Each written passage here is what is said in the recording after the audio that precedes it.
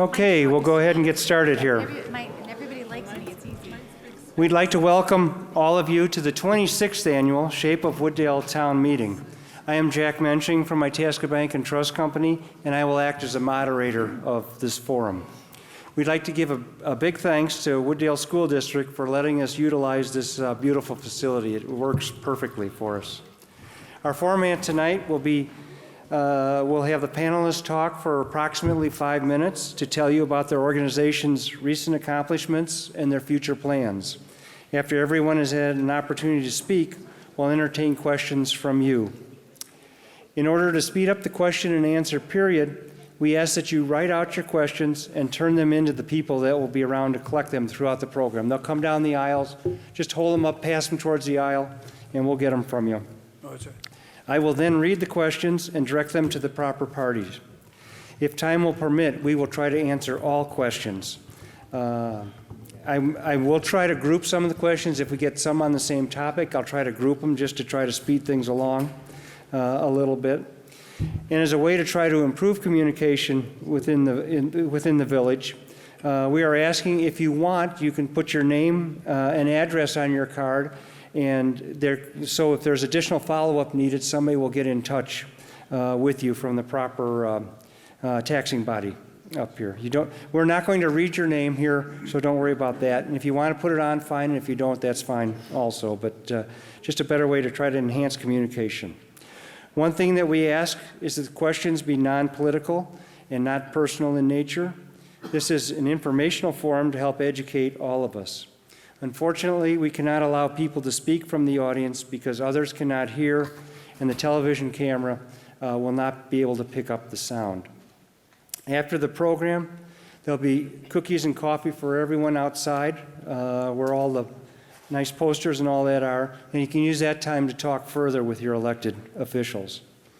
Many things have happened in this past year. I'm sure you'll be able to come up with a lot of good questions.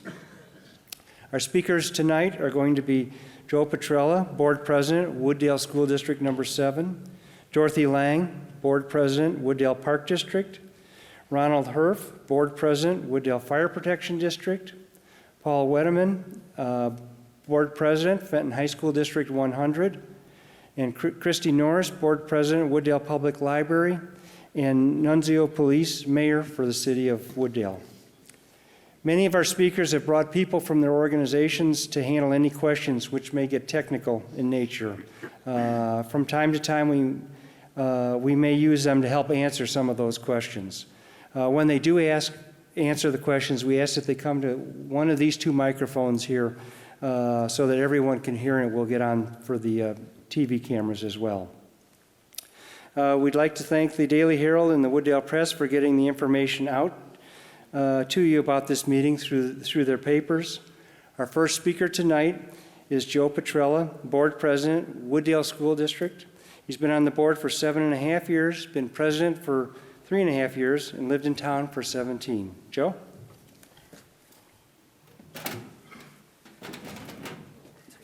Yeah.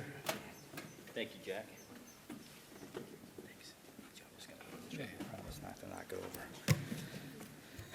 Good evening, everybody. On behalf of the Wooddale District 7 School Board, Dr. John Corbett and his staff, I would like to welcome you to our Center of Arts. The Wooddale Board of Education believes an effective school system both educates and nurtures our children, and is the heart of a strong and thriving community. Integral to the mission of District 7 are 4 key principles. Number 1, collaborating with families and our entire community, implementing high-quality instruction, providing engaging learning experiences, and demonstrating fiscal responsibility. This evening, I would like to present 4 activities taking place in our school district, which illustrates the Board of Education's commitment to our mission, our children, and our community.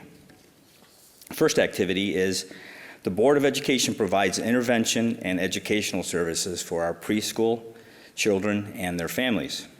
The district continues to offer the Preschool for All program for our children from ages 3 to 5. This program provides a half-day, high-quality preschool program for over 100 children.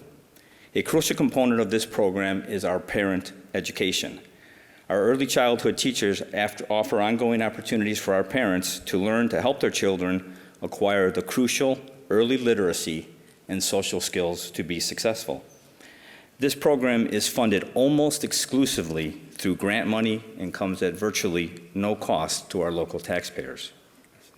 Our next activity is the Board of Education provides all students with a high-quality curriculum which is developed by our own teachers and is in alignment with the Illinois Learning Standards. After a year of planning and preparation this fall, District 7 welcomed 104 students to our new full-day kindergarten program. We are extremely proud of our full-day kindergarten program, which was designed by our teachers, and it's based on the notion that kindergarten-age children learn best through play and authentic learning tasks. Our full-day kindergarten program offers our students ample opportunities to enjoy play while garnering academic skills throughout the day.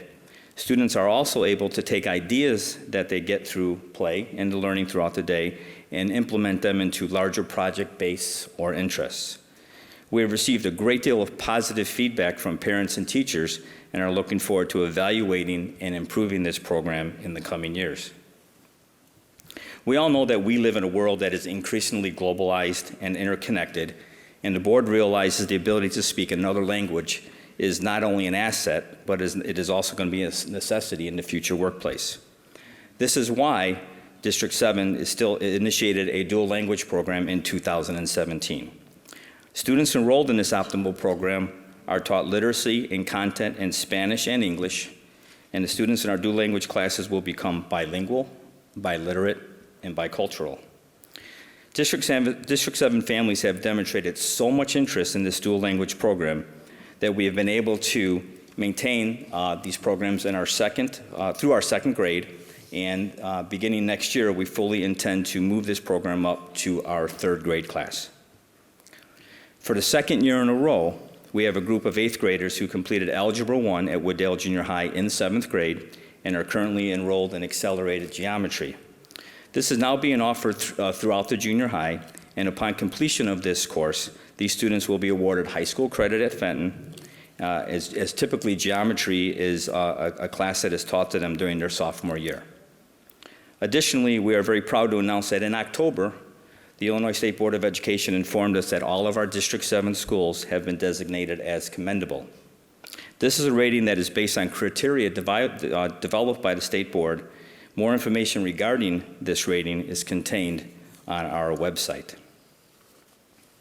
The next activity is that the Board of Education recognizes good government means for our taxing bodies working together to develop programs that better serve the children and families of our community. The district continues to expand their relationship with the Wooddale Library. Some of the collaborating programs include student library visits, story times, on-site summer school programming, curriculum support for our teachers, and the Battle of the Books. This fall, a group of school board members, administrators, teachers, parents, and students from Bensenville District 2, our Wooddale District 7, and Fenton 100 held a series of joint meetings to collaborate on developing a document entitled Portrait of a Graduate. This document will serve as a blueprint for all 3 school districts regarding our collective vision for our students, and who should know that we should be able to implement these programs in this vision while they're finishing high school and graduating high school. The Board of Education will be adopting this document in the coming months, and we look forward to sharing it with the community. Our next activity is the Board of Education has always stressed the importance of fiscal responsibility. Our consistent, conservative approach to managing our finances has helped us to continue to remain solvent. Our Finance Committee continues to provide strong, solid oversight to manage our financial resources to ensure that we're able to provide our students with a high quality of education and maintain and improve our schools, all while operating within a balanced budget. This summer, the board made some significant capital investments to the tune of $1.7 million in energy-saving projects at the junior high and at Oak Brook. The work included converting our electric HVAC system at the junior high to natural gas. Additionally, the lighting systems at Oak Brook and the junior high were converted to LED. These upgrades will result in energy savings and costs of up to 20%, and all this work was completed with dollars or funds that the board had judiciously saved over time, allowing us to complete this capital project without imposing an additional burden on our taxpayers. Whenever possible, our staff attempts to apply for grants to save, obviously, tax dollars and supplement programs for our students. For the second year in a row, District 7 was awarded a grant to the not-for-profit organization Kaboom to build a new playground. Financial support for the playground that was built at Westview was provided by Discover Financial Services, and it's valued at approximately $85,000. It should be noted that, once again, the building of this playground was a community effort, and it was constructed in just 6 hours with the help of almost 150 volunteers. During the course of the playground build, the school district was provided with a great deal of support from many individuals in this room. In closing, the District 7 vision statement affirms that our students will thrive for excellence. The Wooddale District 7 Board of Education and our staff works each and every day to create a positive atmosphere at our schools that supports a prevailing attitude of excellence among our students and staff. We believe if we create an expectation of excellence from our students, that they will deliver and achieve excellence. Thank you.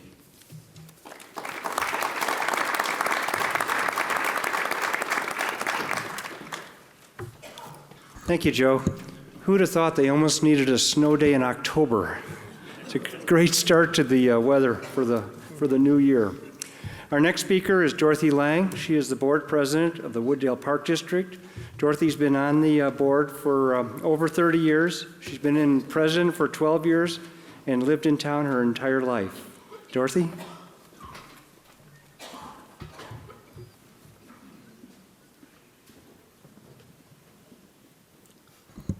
Good evening. Thank you to Itasca Bank for providing this opportunity for us to hear from you and respond to our constituents.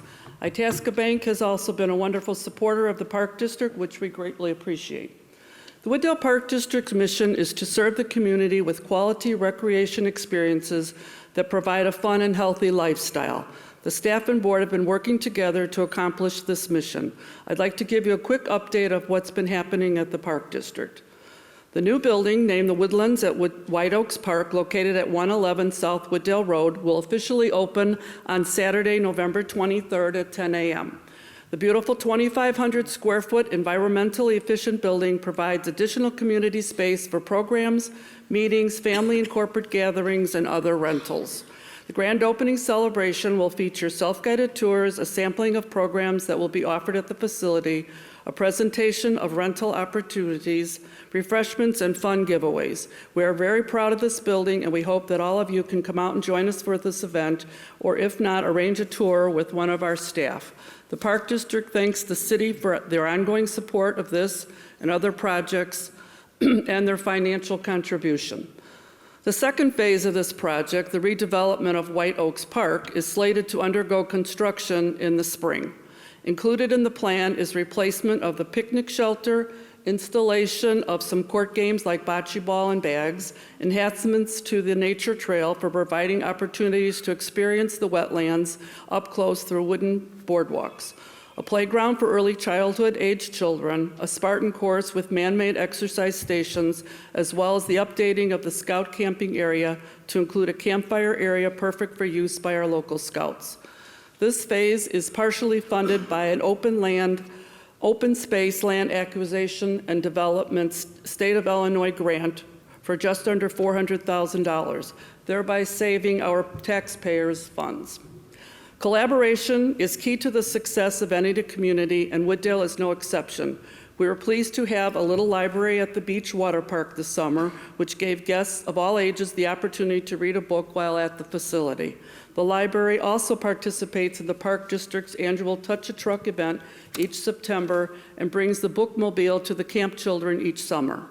The city and the Park District not only work together on the new building at White Oaks, they also work together on many special events such as the tree lighting, Touch a Truck, outdoor movies, many other things. By collaborating, we are saving resources, which is in the best interest of the taxpayers. With the best interest of the students in mind, the Park District also assisted Wooddale District 7 with the installation of their playground at Oak Brook School, which was funded through the Kaboom Grant Program. And both agencies cooperatively worked together to offer the extended school program for before and after school, as well as days off of school. Programming is a big part of the Park District's service delivery, and the 2020 Winter Spring brochure outlining our offerings will be delivered to residents the week of November 18th. Registration for these programs begin on November 25th. Check out all the wonderful new classes, program trips, clubs, events we have to offer, and pay close attention to all the things being offered at our new building. By now you have heard that Topgolf is relocating to a new facility in Schaumburg and therefore leaving Wooddale. A separation agreement has been and agreed upon by both representatives of Topgolf and the Park District. The Park District will revert the space back to an exciting three-tier driving range, perfect for all ages to enjoy a fun recreational experience year-round. The venue will include food and beverages, mini golf, driving bays powered by a new system called Top Tracer technology. Top Tracer is an interactive ball tracking and gaming system that experienced or first-time golfer can both enjoy. Watch for details coming soon. We hope it to open this summer. We are pleased to report Salt Reef Club is not only a favorite golf destination, but has also become a popular site for weddings and other special events in the Chicagoland area. In 2020, they have already got 15 weddings booked on the books and booked on the records, and more than doubles our figure that we had this past summer. The new operational model that we put into place last year is succeeding despite the challenges with weather this past year and in the golf industry itself. This year, the Wooddale Senior Club came under the umbrella of the Park District in an effort to provide the club with the necessary liability insurance covering operations and events. Christina Stromack, who is this is part of her responsibilities, oversees the senior and adult trips and is working hard with this group to reorganize them. She has also worked with a group of volunteers to review their bylaws and has started to plan for the future. Thank you to the Senior Club Board and volunteers for their assistance during this transition. We are pleased to have them as part of the Park District. Recreation programs for all ages are experiencing growth and popularity. Summer camp experienced an all-time high numbers this past summer, and many of the senior and adult trips are full with waiting lists. We are also pleased that the community is responding so positively to our program offerings. In closing, I just want to thank you, the residents, the staff, and boards of all the taxing bodies, and to my fellow board members and the Park District staff. Together, we are making sure that Wooddale continues to be a great place to work, live, and in our case, a place to play. Thank you.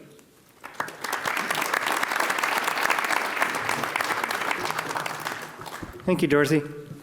Our next speaker is Ronald Herff. He is the board president of the Wooddale Fire Protection District. He's been on the board for 13 years, been president for 7, and lived in town for 52 years. So a lot of longevity in town. That's wonderful. 52, you didn't have to say that. Yeah. 52 years, don't remind me. So, good evening, and thank you for being here tonight. I am pleased to represent the Wooddale Fire Protection District as the president of the Board of Trustees. We are very proud of the men, women of the district who provide the highest quality of emergency, fire, and rescue care available. I speak for the Board of Trustees and the commissioners that this is a privilege for us to represent them. I will first recap what has happened in the district over last year and the upcoming year, and then I will discuss the fiscal challenges that this district is facing in the upcoming years.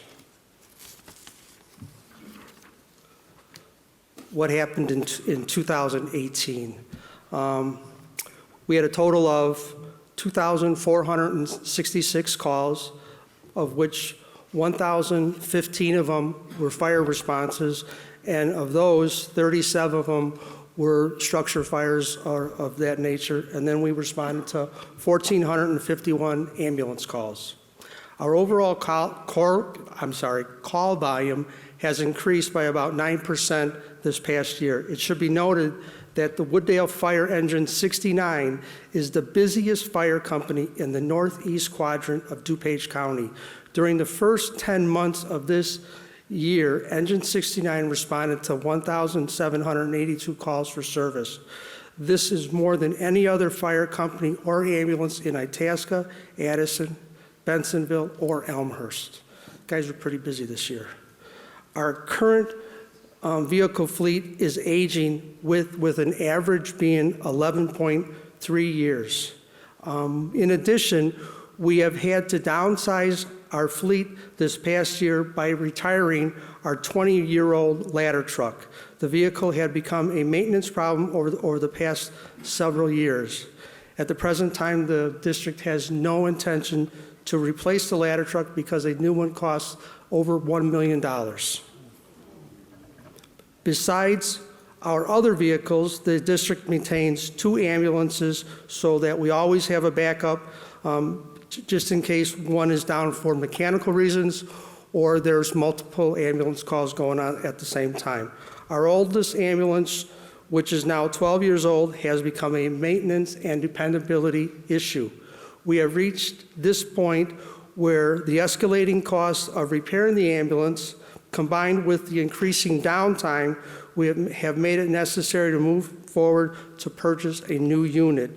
To build, the build process for a new ambulance takes approximately 8 to 10 months at the cost of approximately $280,000.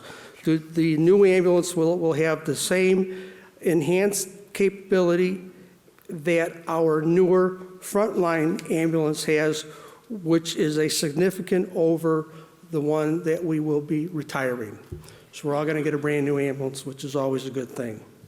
Last year, we reported that we were hopeful that we could get a federal grant for the cost of the new ambulance. Unfortunately, that grant did not come through. But the new ambulance will be budgeted and paid for over a 5-year period. The district has been extremely successful with other grants. We received a $50,000 grant for our aging self-contained breathing apparatus compressor. We also received a $118,000 grant for the purchase of state-of-the-art new radios for all of our equipment, and also for new mechanical CPR defibrillator type for the ambulances. And finally, we received a $660,000 SAFER grant, which allows us to fill 3 positions that we have been frozen over the past few years because of budget constraints. Communication and response. As was mentioned last year at the Shape of Wooddale, the district is now the part of a state-of-the-art consolidated dispatch center. I should just say this as opposed to reading it. Over the past 2 years, DuPage County ETSB, along with all other police and fire agencies within the county, are moving towards the implementation of a countywide CAD system. This went effective this past June. So now the ACDC, which is in Addison, they dispatch all of the Wooddale fire departments, Itasca, Addison, Bensonville, along with the respective police departments also. So when you call the fire department, you're not getting Wooddale anymore. You're going to get the main dispatch center.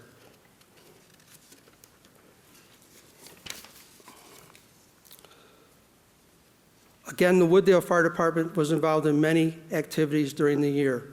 Monthly, we have active Fire Prevention Bureau, Knox Box program for most commercial and residential occupancies, public education programs for fire safety, first aid, and CPR instruction. We also observe and participate in fire drills at schools, businesses, health fairs, safety days, the Wooddale Memorial Parade, block parties throughout the city, the Park District Touch-a-Truck event, National Night Out, the Wooddale Trunk or Treat, and the Christmas tree lighting, and of course, Prairie Fest. We also host the Santa Stop Food Drive, which is coming up in December. Actually on December 8th from 2 to 3, where we're in exchange of a personal visit from Santa, we'll be riding on the engine. Firefighters will be accepting a non-perishable food or paper product, and that goes directly to the Wooddale Food Pantry. If you're interested in having Santa Claus come to your house on that date, please call the firehouse. We need to know by December 6th. And you can also find us on social media, Facebook at Wooddale Fire Department and Instagram at Wooddale Fire. Finally, our finances.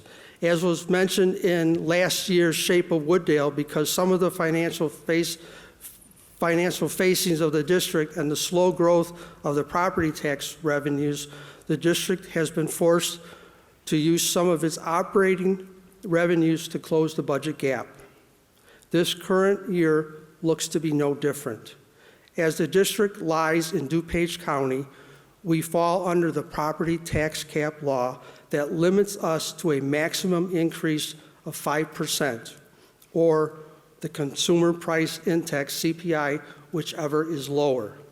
What this means is that the district has had less than a 2% increase in its revenue over the past 10 years. While the expense slide has increased, despite our efforts at a higher rate, we continue to save costs whenever possible, but unfortunately, we have reached a point where we must look to you, our residents, for a much-needed referendum.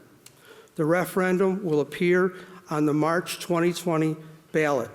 This referendum will allow us to continue to provide the existing level of service you have come to expect well into the future. The Wooddale Fire District will host a town hall type meeting near the end of January to inform the residents of the 2020 referendum and to answer questions.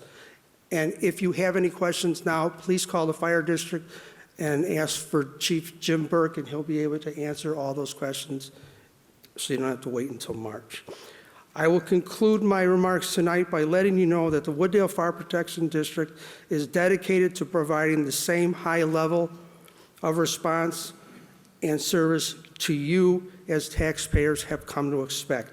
I thank you for your attention this evening and for allowing me the opportunity to update you on the activities of the Wooddale Fire Protection District during this year. Thank you.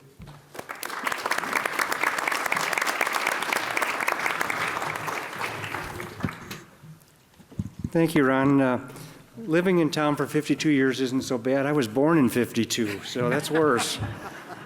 And Dorothy, you did a good job in your presentation. I got about 8 questions for you coming up right away, so good job. Our next speaker is Paul Wiedemann. He is the board president, Fenton High School District 100. He's been on the board for 4.5 years, been president for 1.5 years. Paul? Thank you.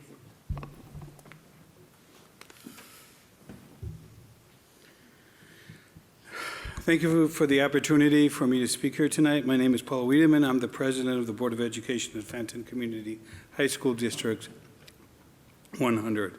It is my pleasure to be here with all of you tonight and share the great things happening at Fenton High School. First, I'd like to recognize some of the board member that's here tonight, Leo Figueroa, and our superintendent, James Antenko. The mission of Fenton High School is to cultivate successful, passionate learners through rigor, relevance, and relationships. And Fenton is trying to live this mantra through our strategic plan, specifically our 6 belief statements. First, we believe in innovative teaching and engaged learning. How do we do this? We offer rigorous academic and extracurricular programs, which include 216 courses, 16 athletic teams, 24 clubs. These programs are challenging and relevant to our students' lives. We offer 20 advanced placement courses so students have the opportunity to earn college credit while in high school. Our teachers have many professional learning opportunities throughout the year to enhance teaching and relationship building. A delegation of 19 Chinese educators visited Fenton a few months ago, and while observing our classes, they provided feedback on our methods. Yes, they were impressed by many of our classes, but our teachers' ability to adapt to each student's need definitely caught their eyes. They asked us why we gave some students extra help. They wondered why a teacher spent the time to customize something for one student's benefits. We call that personalized learning, and at Fenton we support every single student. Second, we believe in school and home collaborating effectively. We have a variety of communication channels, including a redesigned website, updated digital marquee, weekly newsletters sent by email, and items about Fenton included in bi-monthly Wooddale and Bensenville community newsletters. Fenton is proud to have the support of 6 parent groups, Padres Unidos, Polish Outreach, Bilingual Parent Outreach, PTO, Music Boosters, and Athletic Boosters. We host coffee with the superintendent in order for our parents and community members to engage with our school. Our third belief statement is we believe in a safe, secure, and caring environment. We are committed to a safe and caring environment by providing our students and staff with secure facilities and preparing our staff and administrators to ensure proper school safety procedures and security best practices. State-of-the-art technologies protect our students, and educational technologies, whether they are away or at school. Our staff and students have been trained on ALICE, which stands for Alert, Lockdown, Inform, Counter, and Evacuate. It refers to the options that staff and students have in the case of an emergency based on the information known at the time. Officers from the Wooddale Police Department graciously helped us with a drill earlier this year. Fourth, we believe in infusing social, emotional learning into academics and culture.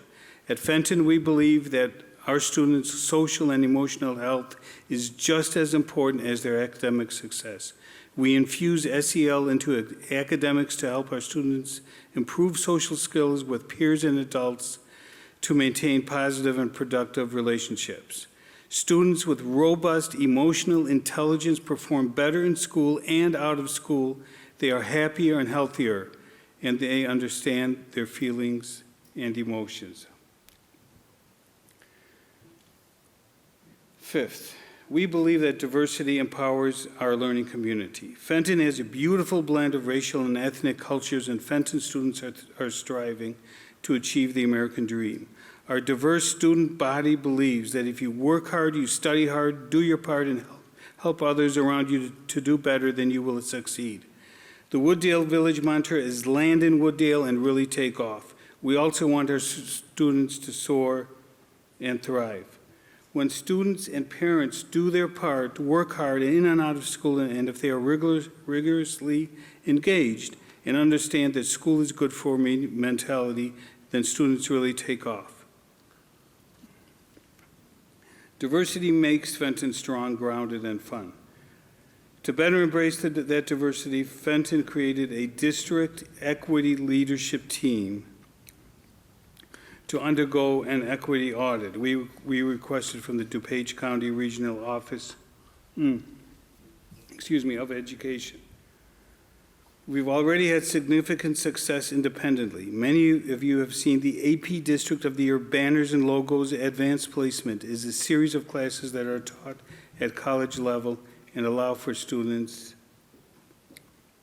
to earn college credit if they score high enough for the final test. Fenton was recognized nationally because we broke down barriers and made those classes more available.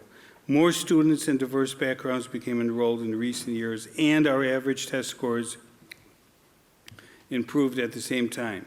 I give credit to my fellow board members for approving these changes. Huge credit goes to our administration for making it possible. Our incredible teachers deserve praise for mentoring our students. But most of all, our students and families deserve the biggest round of applause for seizing the new opportunities and working hard to earn those college credits. The sixth belief statement is preparing students to fulfill their civic responsibility. Our students complete 25 hours of community service in order to graduate.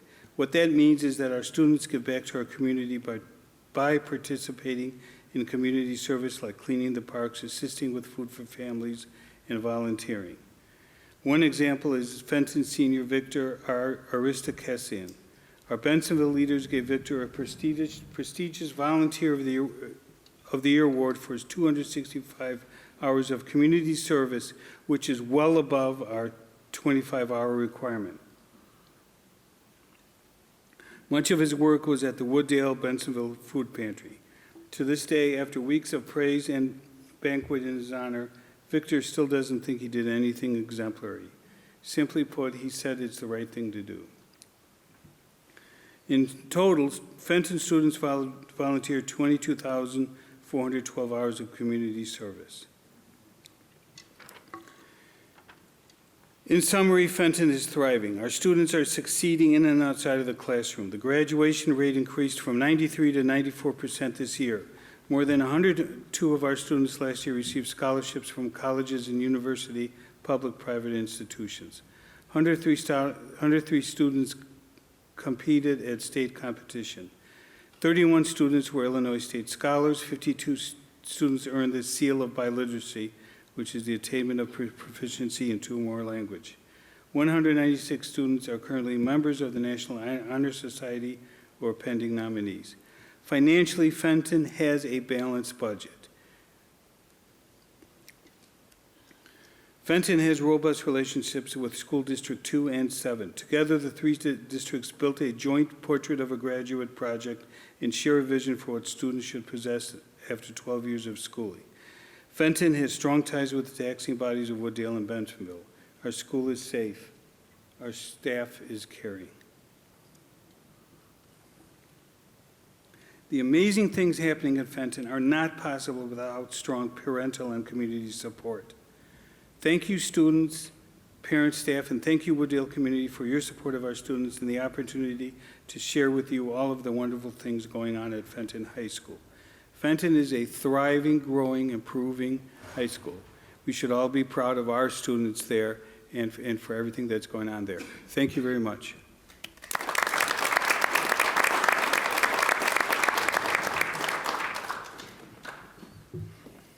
Thank you, Paul. Paul has a talent that none of you know, but I got to see firsthand. He could pick up his glass and put it down within a quarter inch of the edge of the table. He did it about 8 times. I'm very, very impressed. I'm working on it. I'll do even more of that. Okay. Our next speaker is Christy Norris.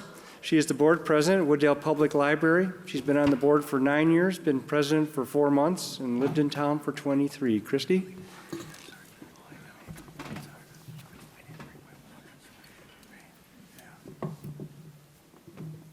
Hello, everyone.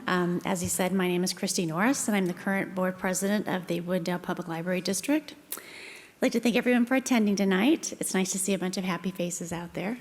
And you all look fairly friendly, too, so that makes this a little bit easier.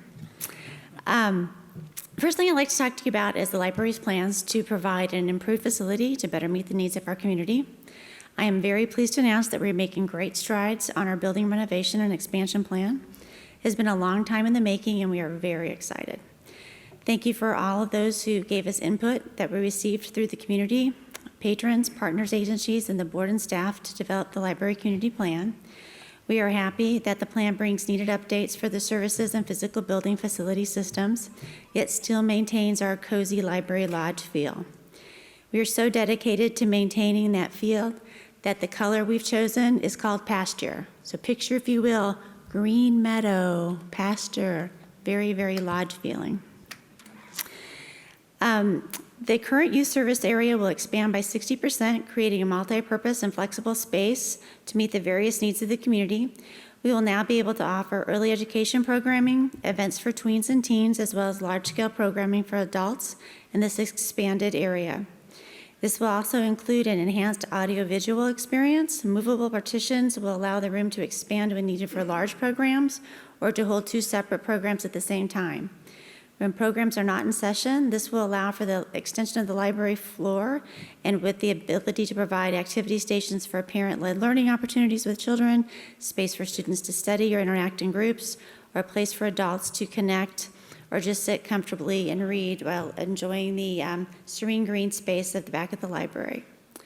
The Wooddale Public Library District goal is to help and encourage all residents to reach, explore, achieve, and dream. Read. It all starts with reading, but that's not all. Just like the library is not all about books. Reaching your full potential, exploring interests, achieving goals, and dreaming of the great things the future holds are made possible not only with the materials the library provides, but also for the many programs and services offered at the library. Today's libraries are vibrant community centers which enhance the quality of life for all by connecting people to resources, ideas, and opportunities, and to each other. The library is a place to reach. Reaching to develop new skills, interests, or even finding a new friend takes place at the library. But before a person can reach their full potential, there are primary needs that need to be met. To help individuals meet these needs at the Wooddale Library is committed to our motto of feeding minds and tummies too, by providing over 1,000 free lunches to children 18 and under when school was out this past summer. We continue to build strong partnerships with organizations that provide social services to those in need. The library is a place to explore. Residents have access to over 10 million library materials from 97 libraries throughout our membership in the Swan Library Consortium. Exploring books of various formats, films, and music is just one way to discover yourself and your new interests. Exploring with group discussions, cultural or historical programs, hands-on activities allow for library patrons to connect to ideas and each other and building a stronger community. The library offers over 1,200 programs each year for a variety of age groups, making sure there is something to explore for everyone. Keeping in mind the new building program has a quiet reading area for adults. Our tweens will have a place to hang out adjacent to the youth services area, while in the early literacy area, our youngest patrons can explore interactive learning. The library is a place to achieve. Whether your goal is to achieve new computer skills, get better grades, or improve your English language learning, to expand your job opportunities and help your child with homework, the library provides opportunities and spaces for district residents to achieve their goals. These opportunities are achieved through the library's commitment to partnerships with the Literacy of DuPage for tutoring, and recently Amazon for job opportunities. The spaces for advancing achievements will include the 3 new multimedia study rooms, a new middle school computer lab, and an updated adult technology center. The library is a place to dream. Dreaming of a better future starts with parents bringing their children to story time. Dreaming of being a scientist or an astronaut starts with kids attending a STEM program. Dreaming of your art being recognized starts with a team participating in the library's annual art festival, which the awards was held last night, and my co-trustee Barbara Dunn and I were there to present. So we had fabulous turnout, and I was very excited to see how many students are so talented in our community. And dreaming of learning something new and developing deeper community connections starts with adults taking advantage of all of our library has to offer. Dreaming starts and happens at the library. Therefore, creating a welcoming environment for patrons of all ages and walks of life is our priority. Thank you again to the residents who have given input over the years through surveys, focus group participation, and those who have personally shared their needs with the board and staff. We are excited to incorporate your ideas into our upcoming building program. The start of construction is scheduled for this spring, and we will keep you updated on our progress to transform your library to better serve the needs of the community and to create a great place for everyone to reach, explore, achieve, and dream. Please also accept an invitation to celebrate the holidays with the library by attending our holiday open house, which will be held on Thursday, December 5th from 6 to 9 p.m. It's a wonderful evening of holiday caroling, puppet play, craft, and refreshments, and our guest of honor, of course, is Santa Claus. He'll be there sharing his love of reading by presenting each child with a book. Thank you for your time.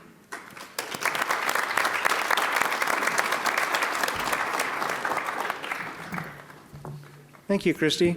We've got a lot of good questions up here, but we've got room for some more. So if you have more questions, please hold the cards up and we'll get them here.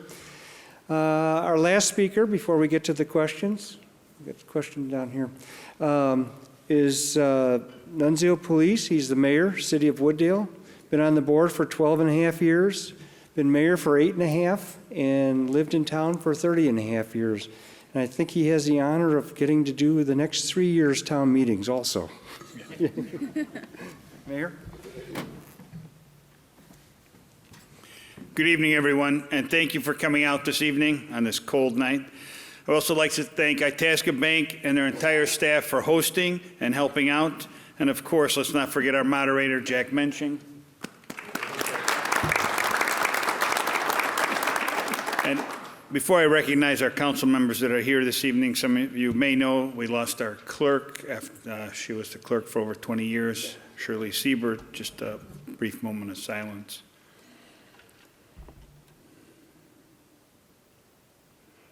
Okay. I'd like to recognize, I saw Alderman from Ward 1, Alderman Peter Jacob and Randy Messina. From Ward 2, Alderman Woods is here. From Ward 3, Alderman Tony Catalano, and from Ward 4, Eugene Wesley. And our treasurer, Sandra Porch, is here. And our staff, we have our manager, Jeffrey Murmis, police chief, Greg Vesta, who's sporting a new little something under there. Finance director, Brad Wilson, public works director, Alan Lange, and community development director, Ed Cage. Our goal tonight is to inform you on what is taking place in our community now and moving forward. We thank you for your interest and are ready to answer your questions. We'll start with airport noise. You may already know we're members of ONCC, O'Hare Noise Compatibility Commission, and SOC, Suburban O'Hare Commission. The ONCC Fly Quiet Committee, which is working on permanent fly quiet rotation and also dealing with what the flight headings for all runways will be once the airport is complete. These two items are very important to us. You may have noticed that on Sunday, November 3rd, depending where you live, the interim flight quiet runway rotation plan began and will be in place until May of 2020, when pavement rehab is scheduled to take place, then start up again in September of 2020 until February 2021, when construction on 9R runway extension begins. ONCC continues to collect data from noise monitors and handles the sound insulation program. We need your help to voice our displeasure about how the airport operates and urge you to call in and complain when the airplane noise disturbs you. The number is 1-800-435-9569, or you can go online at www.o'harenoise.org. This is all on our website. If we could have everyone at least call once or twice a week, that could help us out. Please, when calling, give your address, because they have changed the way complaints are collected. And the data now shows complaints coming from Wooddale, only 35 homes. I know we have more than 35 people complaining about planes. SOC continues working with aviation experts that help us identify solutions that could benefit our community and distribute the planes and noise around the region. There's a cost to having JDA as a consultant, of which Wooddale budgets and contributes every year, splitting the cost with our neighbors. JDA successfully helped with creating the temporary flight quiet, and we continue working toward the permanent flight quiet rotation. Once flight quiet rotation is finalized, which is between 10 p.m. to 7 a.m., give or take an hour, depending how they clock it. We can then look for changes to shoulder hours, daytime hours, and weekends. The northern runways are under construction and full completion is sometime 2021. The new northern runway and extension of 9L should positively impact the weekday airplane noise with a better distribution of flights. The city continues to do all we can. It's committed to minimizing the noise. Unfortunately, there are several communities working against us. It is important that Wooddale residents continue to voice their concern by calling. We need more than 35 homes. Train noise. The quiet zone has been established since July of 2018 and has eliminated at least 85% of the train horns. The remaining 15% is left to the discretion of the conductor if he feels something to be unsafe. Stormwater issues. We're in the middle of a multi-year, multi-phase stormwater flood control project on the west end of town. It covers parts of Ward 2 and 3, which benefits about 625 to 700 homes. The first two phases were the Squaw Creek and Dalewood projects, which are now complete. These two phases cost us roughly $2.5 million, which we paid from our normal capital improvements budgetary funding. The next portion of this project is much larger phase, which will create more storage and conveyance for heavy rainfalls. This phase will involve Potter and Prospect, which should be starting in the spring of 2020. This phase will cost approximately $10 million. This will include a lift station, which will connect the new storage pipes on Potter to our new pipes on Dalewood, which will store about 7 acre-feet of water. That is about 2.3 million gallons. For this phase of the project, we'll need to utilize a bond issuance and also apply for low-interest loan similar to our treatment plant project. City Council is purposely taking a phased approach because of the complexity of the construction, the disruption to the neighborhoods, and the financial impact is enormous. Just so you understand, once completed, this project will hold from 14 to 22 acre-feet of water, which is 4.6 to 7.3 million gallons of water when it's complete. Over the last few years, we've had a couple of regional stormwater projects successfully completed. The Bussy Woods Dam became operational, and DuPage now opens the gates to Wooddale Itasca Reservoir 6 inches earlier, and speaking to the Stormwater Committee, it is working as anticipated.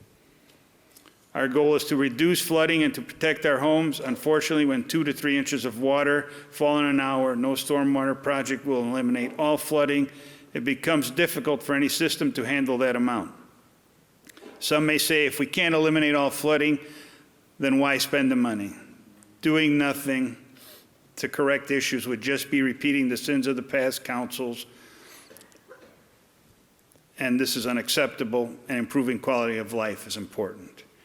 We will continue to work on areas that were identified in our citywide flood study as well, and we have incorporated these areas in our CIP so the construction projects are synced with flood projects.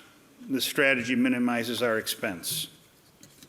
The tollway project, I-390, which runs along Thorndale Avenue, continues to work east of Route 83 all the way to the airport. The Tollway Authority continues to work on the north and south legs of the project for I-490. The tollway is still on schedule to be completed 2025, which when finished will complete a ring around the entire airport as well as better connectivity from all directions, including the long-awaited western access to O'Hare. The city has completed most of our improvements, which include improving biking and pedestrian walkways and general aesthetics. We still have some miscellaneous items and additional signage improvements. Just as a reminder, the city received about $2.7 million from the tollway from right-of-ways that were purchased from Wooddale. This means no taxpayer funding for this. Additionally, and even better news, there were excess funds from the tollway's land purchase. We should be receiving a check hopefully soon in excess of $300,000 to put back in our reserves. To stay updated on the construction progress, www.wooddale.com/construction. The website will have important updates on traffic flow.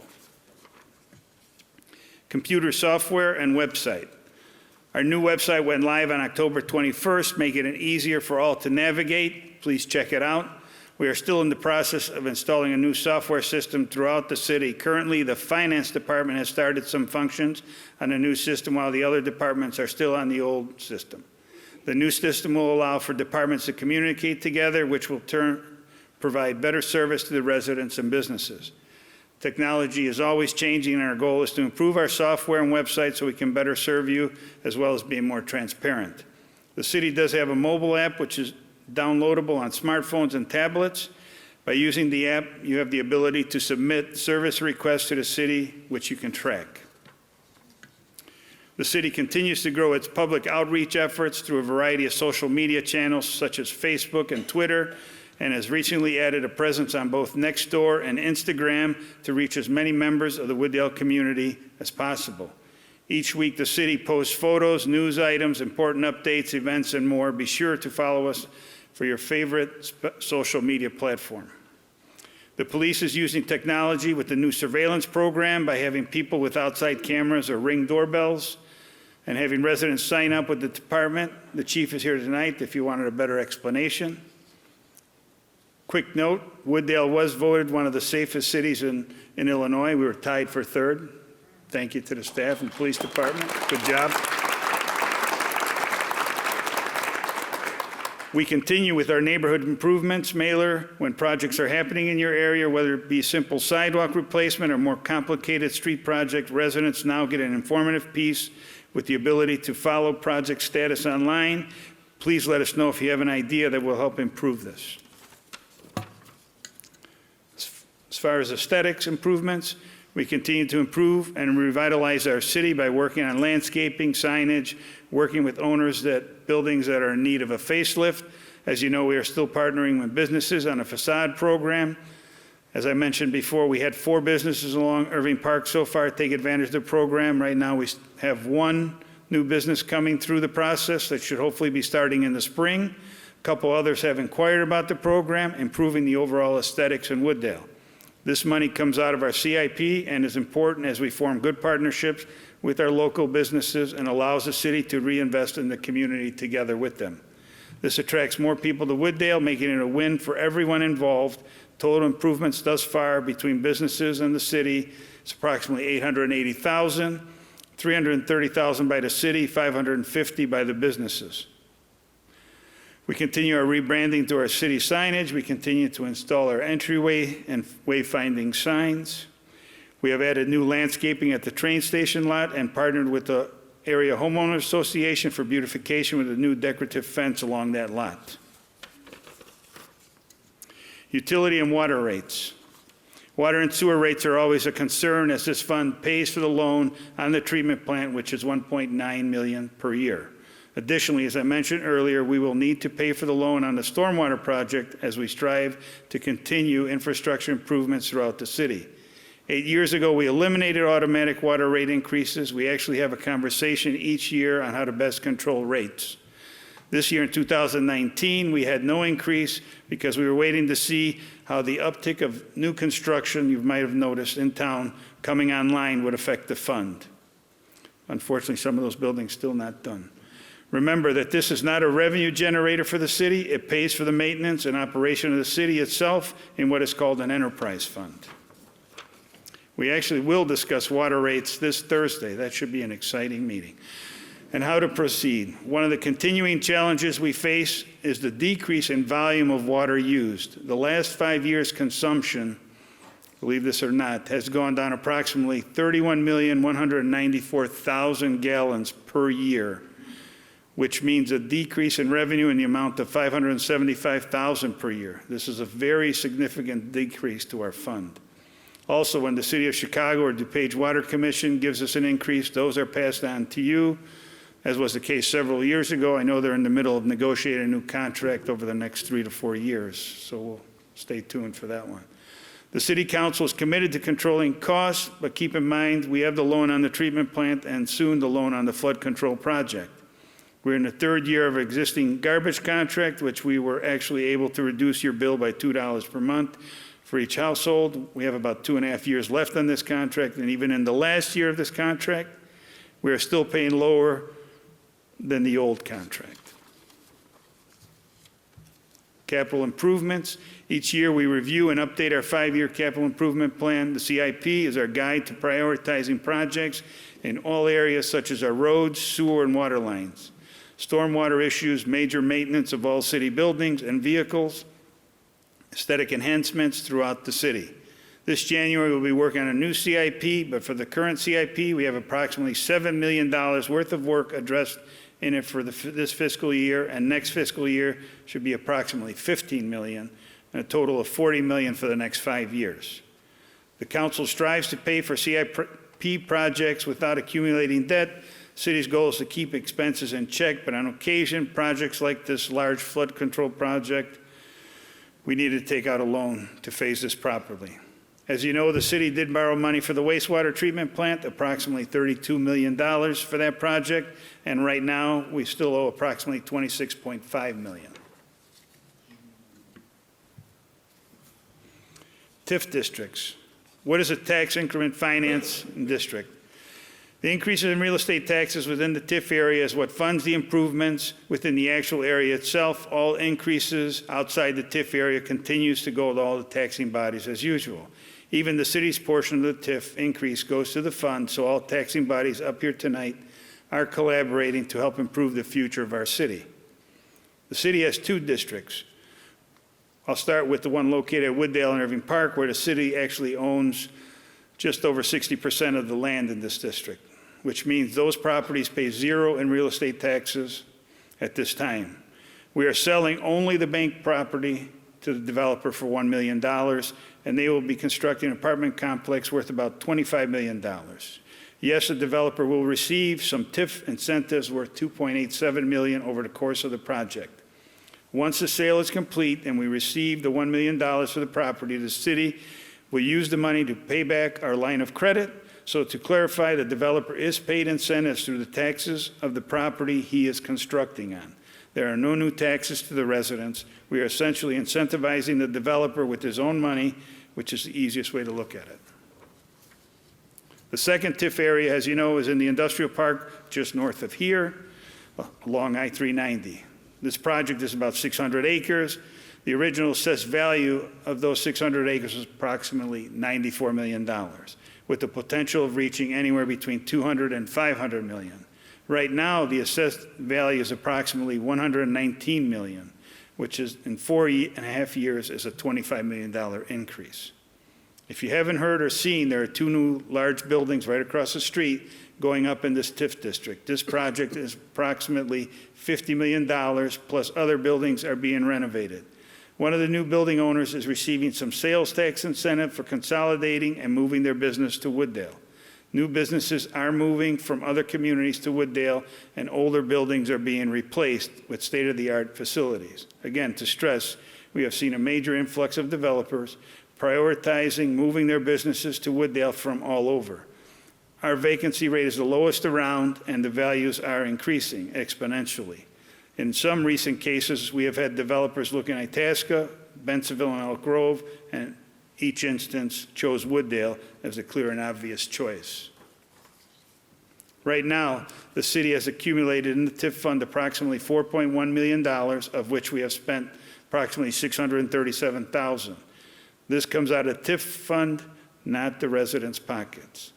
It is obvious that the type of developments we are attracting to the area will help stabilize the future of Wooddale, as we can see by increases of our assessed values. In the last 5 years, we have seen a $90 million increase in our assessed values. That's total throughout the whole city. We also have developers just outside the TIF in unincorporated areas annexing to Wooddale. We continue to determine the placement for water retention to prevent flooding in the TIF area, along with all roadwork, sidewalks, and utilities. The city has the engineering firm working on analyzing where changes to the plan can be made to meet the goals while minimizing the impact on existing properties and business owners. Financial updates. Over the past few years, the city has purchased some property. Yes, we have been working to revitalizing and reinvesting in our city. The first property we sold is the bank property next to City Hall to a developer who's going to build roughly 150 high-end apartments. I know our poster says 200. They were going to buy 2 pieces of property, but when we figured out the TIF incentives, the numbers did not work, and we told them they could not have the other property. The city has a line of credit for $2 million, of which we spent $1.631,200. Again, this is to spur development and continue to invest in our community. Our sales tax revenue continues to be the city's largest source of income and continues to go up steadily. Last year, we saw an increase of approximately $553,000. Please continue to shop Wooddale businesses as much as you can. So I just want to recap so we're clear on, there's a lot of numbers there. Wooddale has $2 million line of credit, of which 1.6 was used, has already been used, and $1 million will be repaid once the sale of the bank is final. The developer of the bank property received $2.87 million in TIF funds from the approximately $25 million project they are constructing. The old HSBC property has 2 new buildings. This project is worth $50 million. The first tenant, Forward Space, is receiving $2 million in sales tax incentives over the next 10 years for moving there from 3 locations to Wooddale. Then the city will receive an extra $4 to $5 million in the same 10 years. This is all predicated they perform as they have stated. We have unincorporated areas annexing to Wooddale. So far, 10 acres have annexed, and with the new facility under construction right now. Plus, we are in the process of annexing another 20 acres. Both projects will generate increased real estate taxes for all taxing bodies here tonight, and this will be new real estate taxes for the city later next year or early 2021, depending when they're fully built. Financial stability. Wooddale has a $40 million annual budget.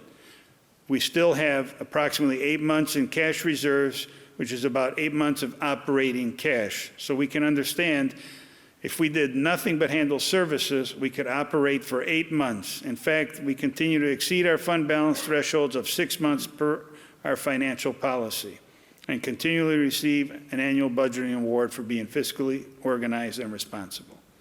Wooddale has AAA bond rating. The AAA bond rating is the highest rating that a business or corporate body can attain. The City Council is being aggressive with projects, but continues to remain committed to being fiscally responsible and financially strong by working within our means. This is why City staff, Council continuously update CIP and coordinate projects so our funds are always spent wisely and never wasted. The City Council and I stress the importance of passing non-deficit budgets, which once again was achieved this fiscal year. Again, the total is about $40 million. This includes everything: personnel, salaries, sewer and water, snow plowing, capital spending on infrastructure, beautification, maintenance of buildings and vehicles. One thing we will be looking at is how and where to use any new sales tax collected or real estate taxes from those properties that are annexing in. Some of the discussion will be about reducing the loan for the treatment plant or the flood control project, which will help stabilize water rates. We also need to look at what infrastructure or aesthetic projects need to be done. A few programs we offer: generator program, where we pay 50% on a new generator for your home, up to $250. Senior water and garbage discount, providing you qualify. You could save approximately $475 per year, depending on your water usage. The skunk removal program, where you pay $25 and the city pays the rest. So if you have any skunks, it was a very good program. We have had 2 coffee with the councils, where you come and ask questions of your council. This is very informal and have received positive feedback. We will continue those. The surveillance program, which is handled by the police. Driveway sidewalk reimbursement. Dial a ride, the easiest way to get around in Wooddale. Dial a ride, call a ride directly at 630-787-3763 and leave a message. They will return your call as soon as possible. We ask at least 24 hours in advance notice prior to the day you want to travel. We try to accommodate all scheduling requests, but all rides are on a first-come, first-served basis. Same-day service calls are not granted. Van service hours, Monday through Friday, 8:40 to 3 p.m. All city holidays are observed. And then ride fares, passes can be purchased directly from the driver. Seniors and disabled, $3 each way or 10 rides for $18. All other riders, $4 each way or 10 rides for $34. One final note, and the U.S. Census is a constitutionally mandated count of every person living in the country. Cities utilize this information to evaluate and provide the services and programs needed for their communities, including schools, transit, and more. In March 2020, the U.S. Census Bureau will send every household an invitation to complete a questionnaire about who lives at your address. It's very important to Wooddale that every resident is counted, so we can continue to allocate our resources and funding into providing services to you and your family. Please be sure to complete the survey. There will be a variety of ways which you can do this, including by mail and online, and there'll be more information following over the next few months. So, concerns. If you have any questions or concerns, residents or businesses alike, please contact City Hall. For questions regarding property maintenance issues, the commercial occupancy program, abandoned homes, buildings, contact the community development department. For questions regarding any potholes, parkway trees, or water main breaks, contact the Public Works Office. To report suspicious activity or questions regarding solicitors, please contact the Police Department, 630-766-2060. As always, for emergencies, dial 911. Don't take matters into your own hands. If you have any questions regarding your water bill, contact the Finance Department. In conclusion, the goals for Wooddale: keeping our streets safe, remaining fiscally strong and financially responsible, continue to update and improve city infrastructure, buildings, and equipment, improve areas that continually flood as to minimize damage, enhance the aesthetics of Wooddale, making us a destination, continue to work with neighboring communities so we can deliver a unified message on what we would like done to minimize the airplane noise. Please call and give your address. Continue to provide excellent service to the residents and businesses through the hard work of our staff and employees, whether it's having a police presence, repairing a broken water main, trimming a tree, snow plowing, or just making sure our streets are kept clean. If anyone ever has any questions, always feel free to call any of the city council members or myself or city staff. Our phone numbers, emails are all listed on the city website. And on behalf of the entire city council, thank you for coming to the Shape of Wooddale, and enjoy the holiday.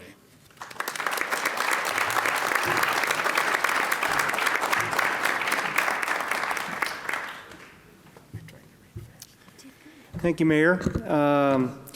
You had expressed some concerns about the discussion on the water rates being a little boring. I could come tell a few jokes if you want. That'd be nice. Maybe I could get paid for that. How's it? So we got a lot of good questions here. We'll try to get through these, answer them as quickly as we can. And for the people that come up to use the microphones from the taxing bodies to explain further, try to be as concise as you can so we can get through all these questions. Start out, and it's not a question, but it's a result of some questions from prior meetings. Thank you to whomever finally got us the hazardous waste recycling event. Long awaited, thank you. So, or all wants to take credit, raise your hand. Oh, from different departments. And another one, great idea, whomever had the idea to add a sign under the street sign on commercial regarding dogs being on leashes, curbing your dog and picking up after them. If they cannot stay on their own, owner's property, they should be leashed also. So things that do come out of these meetings. Mayor, why did we purchase the Ready Electric property? So, like I said, the city has taken a slightly aggressive approach, and that building was basically obsolete. So we purchased it, and we tore it down to clean up the corner, and we have a couple developers. One came in with an offer. They wanted to steal it. We told them no. But there are a couple developers in town that are looking. Has the city bought any other buildings like in the industrial area? Actually, yes. Last Thursday night, we just passed the purchase of a building in the industrial park. It's right next door to our Public Works building. We have been looking for a Public Works because we have 3 buildings right now where we work out of, and the building we have right now has some issues. But this property became available, and since we've been looking for 10 years, if we were to go out and buy or do a brand-new building, the building alone was between $22 and $25 million without the land purchase. So we purchased this, I believe it's 4 acres for about $4 million in the industrial park right next door to our building. And the tenant that's there is probably going to rent for a couple of years because it's going to take us some time to make sure we come up with the right plan. But basically, we will save over $10 million at minimum once we do this project. And unfortunately, those projects sometimes come up, and staff, council, we saw the opportunity, and a $10 million savings for the residents is huge. For the Park District, when will the park in Ward 4 be completed? The park in Ward 4? Central. Central?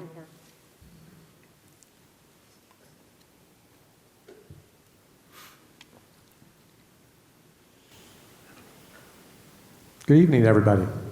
Matthew Ellman, Executive Director. The Central Park project is a three-phase project. Phase 1 was completed, and Phase 2 is currently on hold, awaiting an opportunity for another grant. So we don't have a projected time frame for it. The focus that the board put was on the White Oaks project, which is currently completing Phase 1. Phase 2 is receiving a grant, and that will go into construction, as President Lange mentioned, next year, and Phase 3 is undetermined. So the board will be discussing in the coming months and year in terms of the budget where we land with Phase 2 of Central Park as well as Phase 3 with White Oaks Park. For the fire district, do we still share the chief with Itasca? The answer is yes.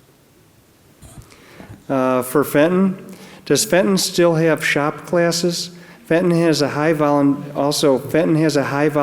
hour rate for the students. Has Fenton thought to reach out to the senior community to help seniors on a budget to help with lawn, snow, leaf services, light home repairs, painting, etc.? For Fenton, that's for Fenton.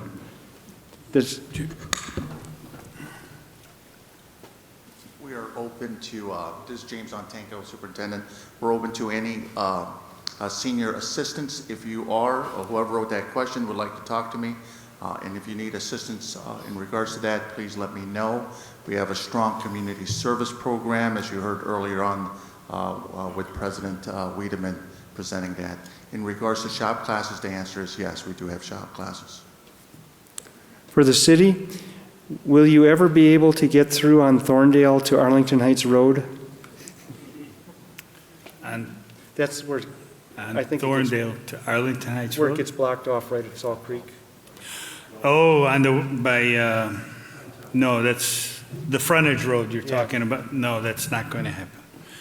We had to fight with the tollway to get an entrance to the Top Golf building, and they weren't going to put the road all the way through. Show of hands for everybody that went down there and had to turn around. Yeah. Phew, I don't feel so bad now. Okay, this question, there's one addressed to each taxing body, so I'm going to let everybody answer it. And its question is, does your taxing body, just to summarize, does your taxing body permit pension spiking? Permit? Pension spiking, where people can get higher salaries than last year, so they get higher pensions? We'll start, and I'll defer that answer to the question to Dr. Corbett. For years, the Illinois State, the school pension used to allow 6% raises in the last 4 years, and our board immediately shut that down. And there's no pension spiking for the teachers at District 7. There's no increases at the end. And I'll defer that to Superintendent Ontanko.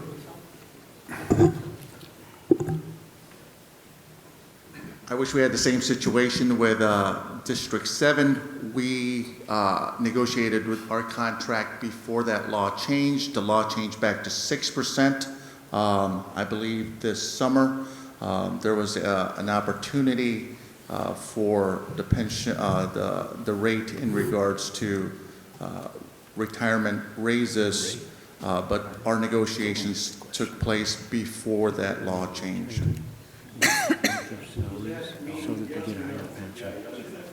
We have to follow the law. There's a 6% spike is the maximum. We can't have questions from the audience, but you can explain further. Sure. It's been consistent with Fenton. The 6% is the limit. If you have further questions, he'll be available afterwards to talk with. Does the fire district get involved in that? I'll let Assistant Chief Petrella answer. Good evening, everybody. I'm Deputy Chief Pat Joel, Woodale Fire District. Since 2011, the state has changed the pension statute for firefighters and police with a Tier 2 system. Pension spiking is illegal now for us. So. For the mayor? Looking at the manager, I mean, our employees get regular raises, but it's not intentional spiking. We don't, that doesn't happen. The library does not do that. You don't raise fines on their books? No? We've actually eliminated all fines. Park District? I'm trying to get everybody here. We're under the IMRF, so we have regulations we have to follow too, but the normal practice is the annual budget is set, and typically we're under 3% in terms of annual salary increases. So there hasn't been in the history that I've been here 7 years any indication of any pension spiking, and it would be regulated and capped off by the IMRF program anyway. So the answer would be no. You might want to stay there. I got one more question for the Park District. I think Dorothy's going to hand it off. No, I got more than one. How do you know I'm the best one to answer? Yeah, I think that's it. Regarding the beanbag toss game at the south end of Prospect, does anyone ever use it or know that it's there? Might it be moved to a new facility location where it would have more exposure? No and yes. I don't believe we really see much use. I'm not out in that park as often as Ben and his crew is, but I'm getting the nod that no, we don't really see use. So absolutely, we could look at that and find a better home for it. It's probably kind of out of the way and not noticed, so we'll definitely look into that. Good. For the mayor, why does Jewel have 2 doors that go in and only 1 that goes out? What if there was a fire? That's a good question. Who wants to handle that one? I'm not the, 2 doors in, 1 door out? well, you're right. They Yes. have 2 doors going in and 1 exit door coming out on each side. It sounds like a casino. No, Jewel is required to pass all building department inspections. I can't speak to why specifically they have that, but they do go through a vigorous inspection process together. The city and the fire district do inspect that, so I'm sure it's well within current regulations, but it looks like Deputy Chief wants to. I can speak to the exit door codes.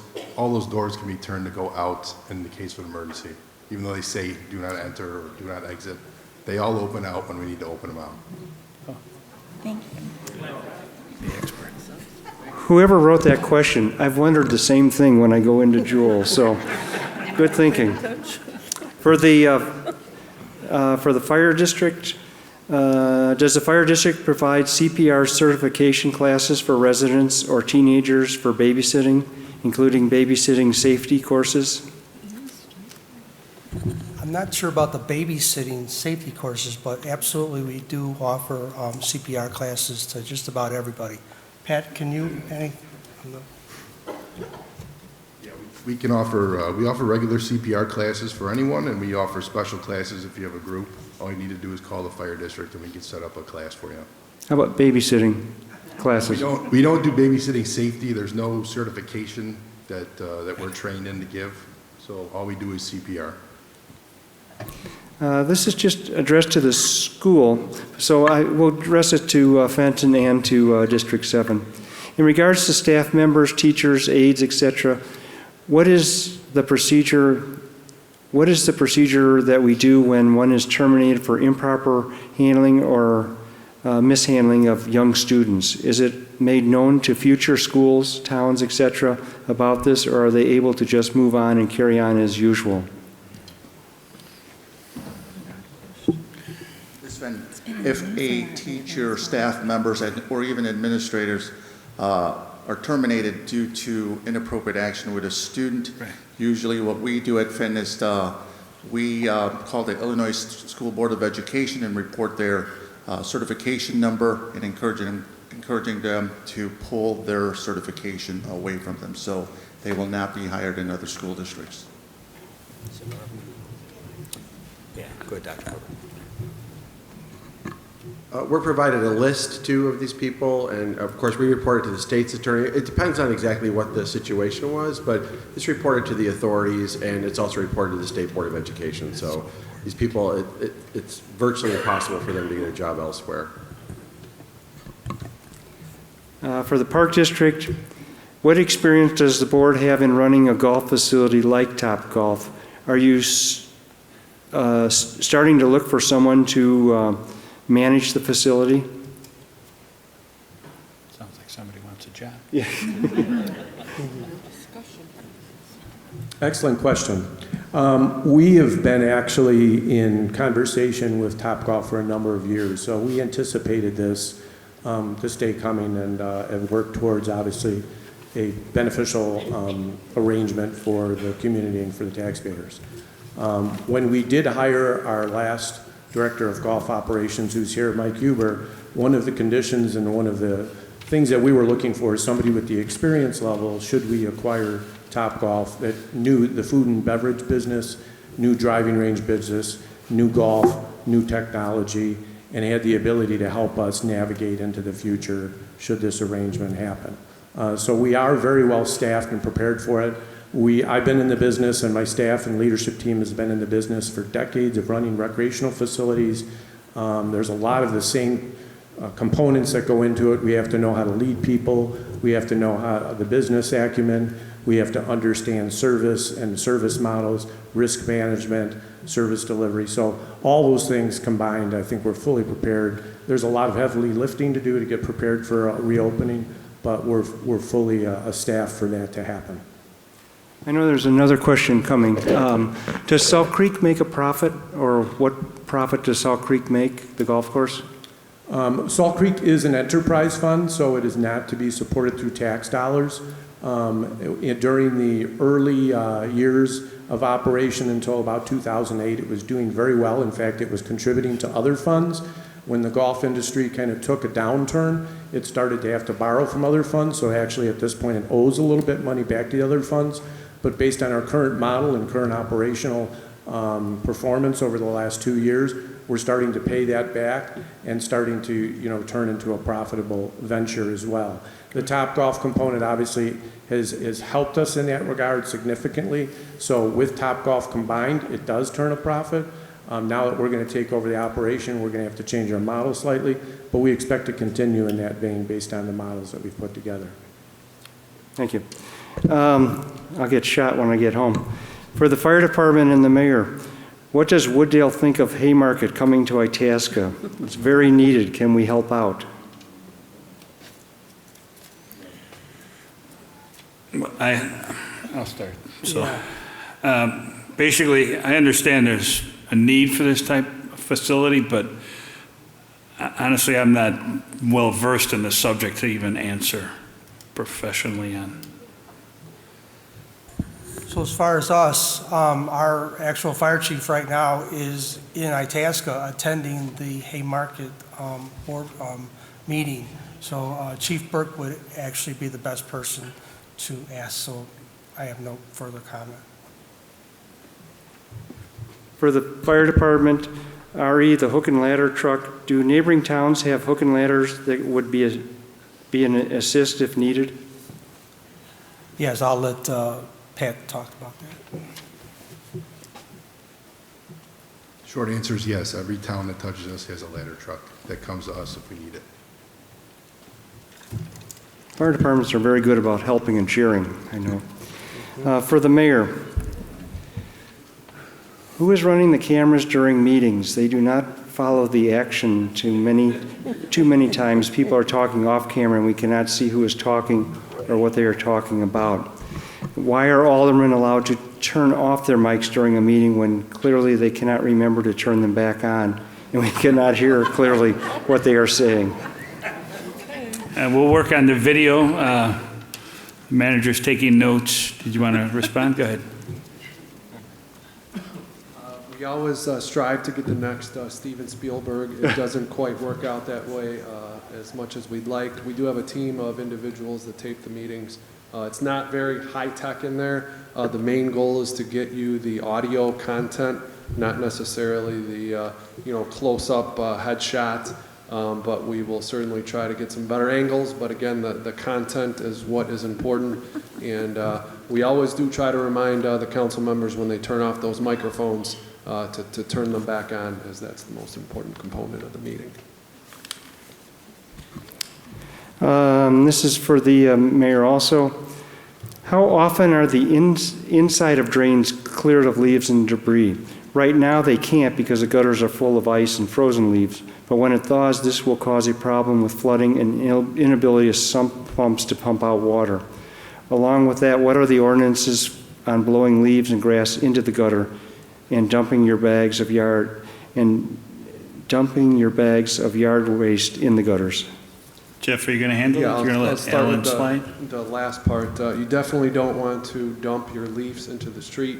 It's an environmental hazard for not only stormwater, but it could cause a fire hazard as well, and it'll also block the storm sewers. As far as the proactive measures to clear the storm sewers among public works, many daily activities, that is one of them. I don't believe we have a set time each week or month to do that. It's more observation in the field, and when we have time, we go ahead and we clean those storm sewer inlets. I think this is the last Top Golf question for the Park District. Is it true that Top Golf is paying for much of the renovation and that we are leasing the equipment back from them? Why wouldn't they just stay open and invest in their building?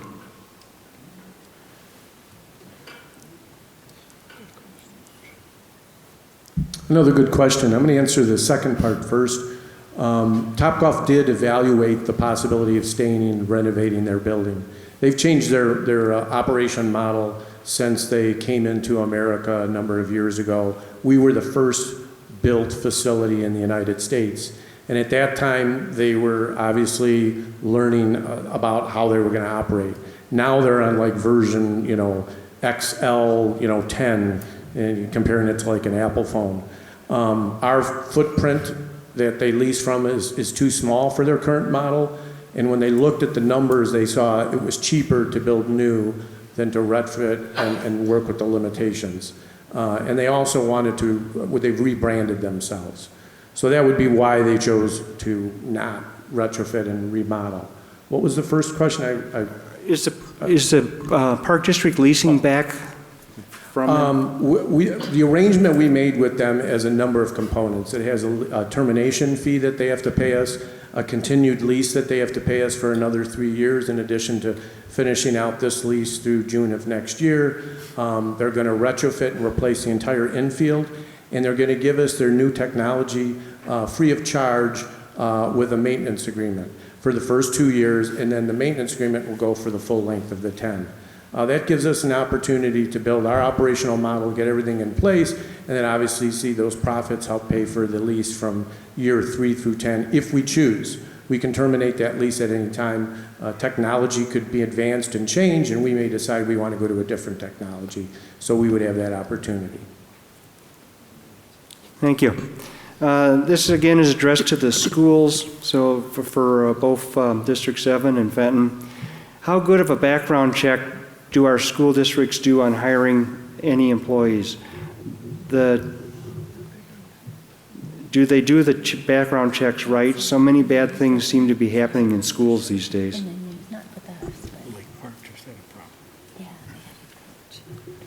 Hi, we're required by law we do FBI, we fingerprint them. There's an FBI background check. We do an Illinois State Police check. We also Google them, and there's also several websites that we have to check as well. There's a website called, it's an odd name, but it's a child murder website you have to check. There's several websites we check as well before they're hired. And a sex offender website as well. We follow the same procedures at Fenton. These individuals are not to work with kids until those results are received by our administrators. For the fire district, how do you get a Knox box, and how much are they? I've seen advertisements on TVs to buy these. So there's two types of Knox boxes. There's one for residential use, and that's you can lease from the fire department. There's a $50 deposit, I believe.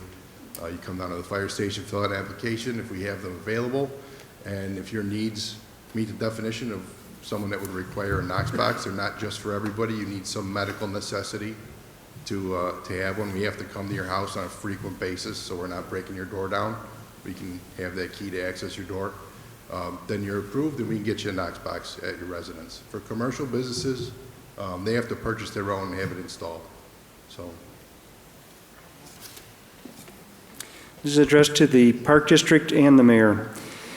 Please share details of what is happening with the land swap and zoning of unincorporated areas, Park District land by 83, and residential houses around Park District property.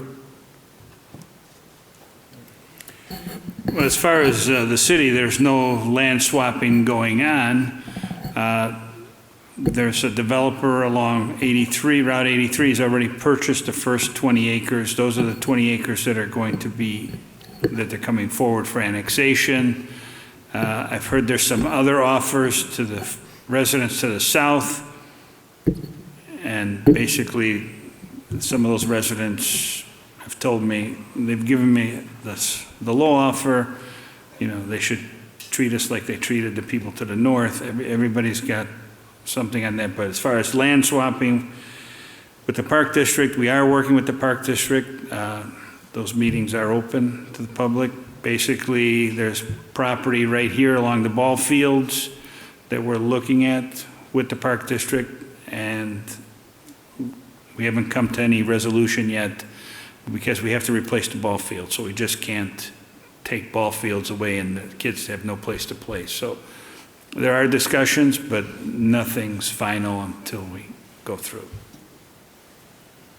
Developing, selling, replacing, swapping land is not something the Park District or any taxing authority would take lightly. So there's a due diligence process that has to be done. We've known for a while through reading the news and hearing through other taxing bodies that there is a developer actively seeking out property in the Mohawk Manor subdivision and looking to redevelop it in total. We also know that we have a 5-acre park that's exact right in the middle of that. And knowing that, you know, we've kind of been proactive in kind of keeping up with what's going on and what the buzz is and talking to people. The developer, through their real estate agent, did approach the Park District and me personally and said that would we be interested in selling the land.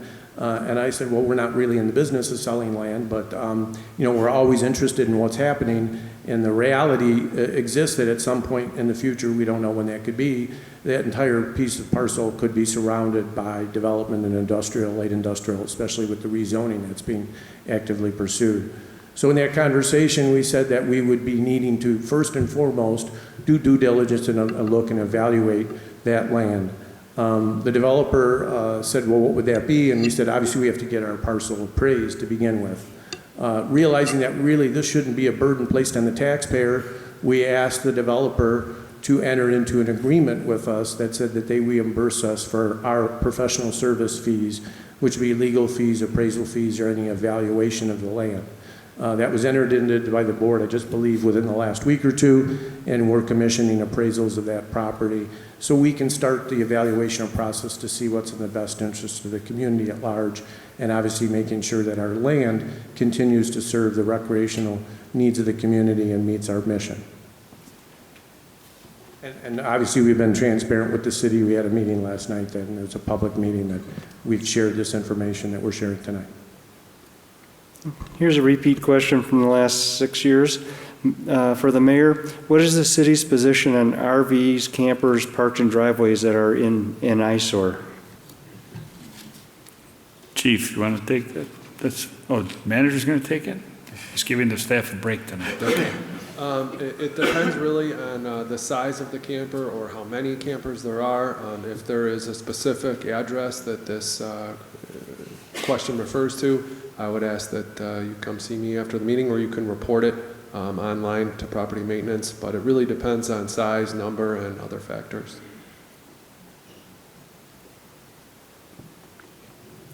Here's another one for the village. I think part of this we answered. Part of it is because of the early onset of winter. We didn't get all the leaves picked up and cleaned in that. And it also says, hopefully we'll not have another winter of ruined mailboxes with plowing. So basically, we do have leaf pickup until I think the week of the 25th, but unfortunately right now they're frozen. I can tell you I cleaned up my street over the weekend, and the plows dropped a bunch on my driveway, but we'll have to wait for it to thaw. As far as the mailboxes, I'm sure Mr. Lange will make sure his guys are taking care of those mailboxes. I know last year we had the big ice storm. I believe we knocked over quite a few. Those were like ice balls, you know, jumbo snowballs that were knocking over mailboxes. This is for Fenton. Do we have any statistics on which elementary schools districts send students that are better prepared to Fenton High School? Are there some grade school districts that have better prepared students than others? For the individual who asked that question, I do not have data with me. If you would like to see me after the meeting and we exchange telephone numbers, I can provide that data. I'm going to get a kick out of this one. For the Park District, do you think 4-year terms instead of 6-year terms would encourage more residents to run for the Park Commissioner, for the Park Commission? That's hard to say. I don't know what to answer that. That's enough. We're not sure. You're open to run. For School District 7, is it absolutely necessary that our young children have to carry those heavy filled backpacks? I watch them walk to the bus each day, and they will have back problems by the time they are out of grammar school. It's all those books. It's not.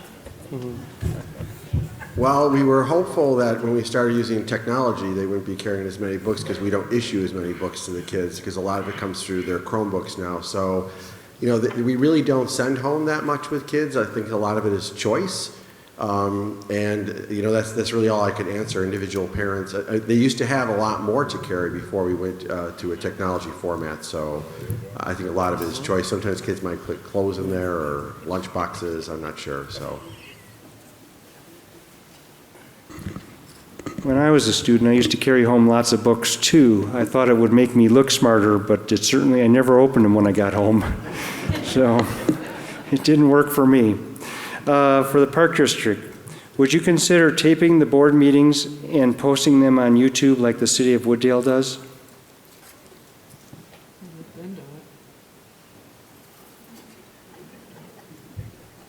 We did actually evaluate that recently this year, and we looked into the cost and the resources that would be necessary to do it justice and do it well, obviously at the caliber that people could understand and see. And based on the costs and other factors, the board selected not to at this time. Our meetings are always open to the public. We encourage people to attend. We post them. They're on our website, and we meet all the Open Meeting Act's regulations. And we encourage face-to-face, obviously, because like this venue, that's where I think the most productive conversation can take place. But at this point, the board is dismissed that as something for the future and spending the money in that area. For Fenton, and I think this refers to something that was in the opening remarks, I thought the required number of volunteer hours was 100 hours by graduation. I don't know if there was a different statistic given. It's 25. The required amount is 25, but many of our students go way beyond that. Like mentioned earlier, Victor, he's still a senior. He's clocked in 265 hours already. Some previous graduates clocking as many as 500 hours. That's amazing. For the fire district, can we select Elmhurst Hospital for emergencies? I think that's for the ambulances. No, you really can't select Elmhurst. I'll let Pat, well, I guess you can.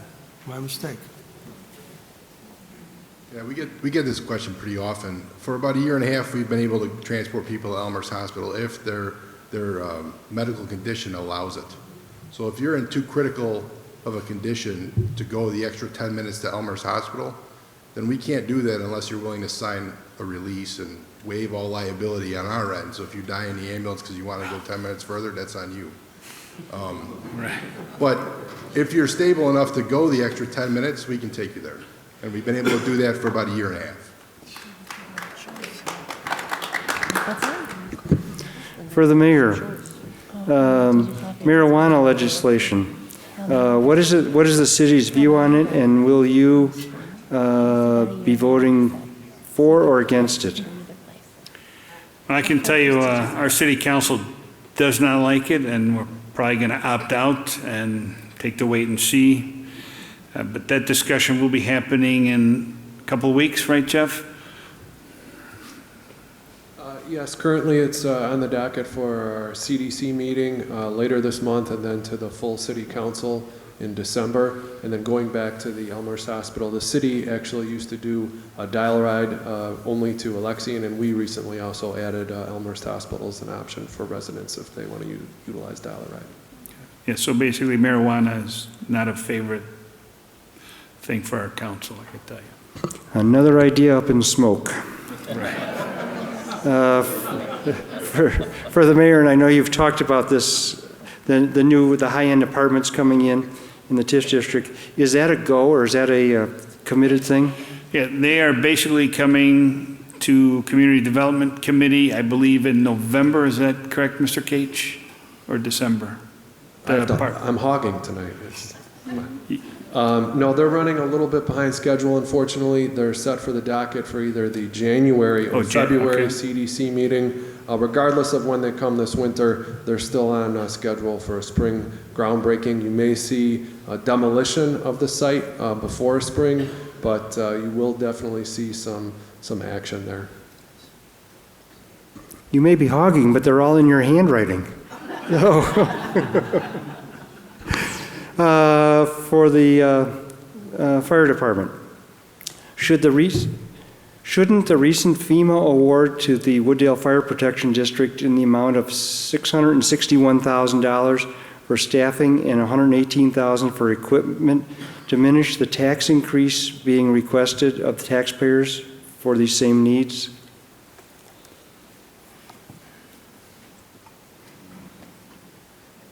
Again, no, that's not going to diminish the amount we're requesting. Those grants, the grant for personnel is over a 3-year period. Basically covers 75% of the salary and benefits for 3 people. The first year, 75% the second year, 35% the third year. After that, we get nothing else. So after that third year, we have to get the money from somewhere else if we're going to keep those extra people. Otherwise, we would remain with those 3 positions frozen like they are now, and we'd be running short like we do now.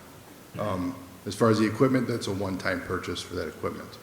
So most of that equipment is projected to go 10 years of life, and then the next 10 years, we'd have to replace it or buy something with a newer technology. So those are one-time kind of gifts of money that are not going to sustain the operations of the district the way they are today.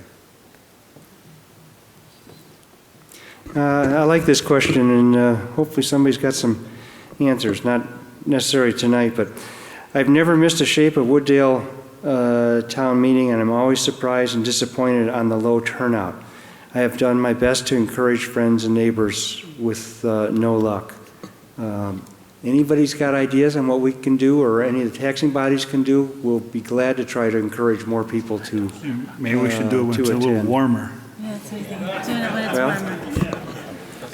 At times, it's hard to work with all the taxing bodies and their meetings and that, so that everybody can attend. But we're always open to ideas on that. And one of the things is taping does take away sometimes of the people who come to the actual meeting itself, because it does get watched by other people. But please give us your thoughts if you have any, because we'd love to see more people.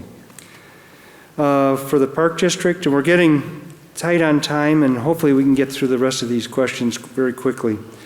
The new building at White Oaks looks beautiful. Will you consider moving the maintenance building to a less visible location? It really takes away from the beauty of the new building.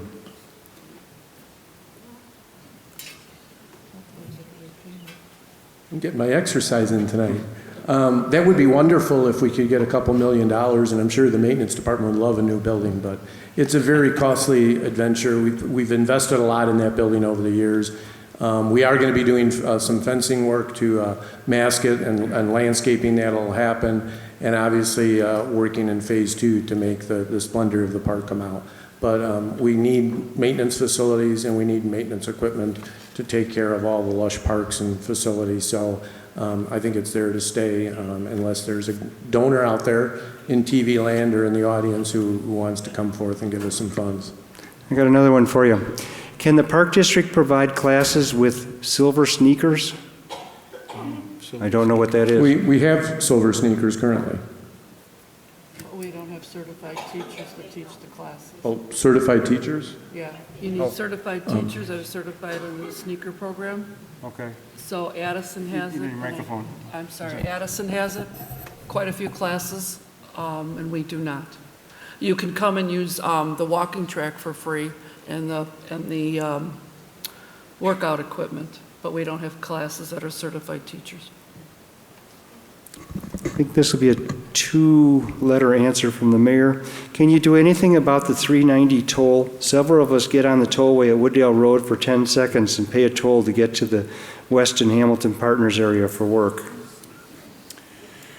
I wish I could because I use that way on occasion, and right, it's, I think, 25 cents the first one or whatever. And they purposely put up more tolls, so instead of charging like a 90 or 95 cents, you're paying 25 or 35 cents. And the tollway, they're not going to relinquish that money, being that the project is $3.2 billion. I have to pay a toll to get to White Cottage, but it is faster. For the mayor, is the Neighbors app worth using? The Neighbors app? App. Computer app? That, perfect, the chief, I was just going to call you. Yeah, so that's the Neighbors by Ring app. We have a lot of Wooddale residents, I think over 200 or 300 that are subscribed to that. So when we have something that happens in town, not only can a neighbor let us know that, hey, we had this suspicious activity by our residents and send us video, but recently, like we had some car burglaries that happened to unlocked vehicles. We can choose a geographic area, and we can't see who has specific cameras. It does not give us specific locations, but we can choose an area of town and say, hey, we want to send an alert out to these neighbors, and let's say the burglary happened between 1 and 2 in the morning. We can send out a link to them and say, if you are willing to, and it's completely voluntary, we can't mandate it. If you could share us any of your Ring video during that time, we will be able to review it and also look for suspects that might have committed those crimes. So we are actively using that. If you're on it, you might see posts from us when we do have something that does occur. And I can tell you it is very useful, and it's provided us several leads on several cases. So it's completely free to join, and again, it's completely voluntary. Thanks. For the mayor, please address what will be done about the major problem of trucks on Foster in the no truck zones. There's very little enforcement currently. When it comes to enforcement, we'll turn that over to the professionals. Sure, I can touch on that, and we do know that Foster is, a lot of times the traffic will come off of 83. We did get IDOT to add additional signage over there. We also do have a dedicated truck officer that does truck weight enforcement, overweight permits, and other enforcement throughout town, and also just some of our regular officers. I know as I'm around too and seeing the stats that come through, they do spend time up in the Foster area watching for those trucks, especially the ones that are coming off of 83. So we do write quite a few citations up there. They thought they were off the hook, but we got one for the library. When will the library get a better sound system for programs presented in the community room? We have attended numerous programs which were spoiled by not being able to hear the presenters. I'm going to turn that over to Joanna, the Assistant Director of the library. So the sound system is a part of our new project, so hopefully that will improve. For the mayor, when are the new stores going to open at Addison Road and Irving Park? I think that's the Starbucks. Right, so for some reason, the developer, the architect, put them behind. I think they're on schedule for March. Is that correct, Mr. Cage? He's shaking his head yes.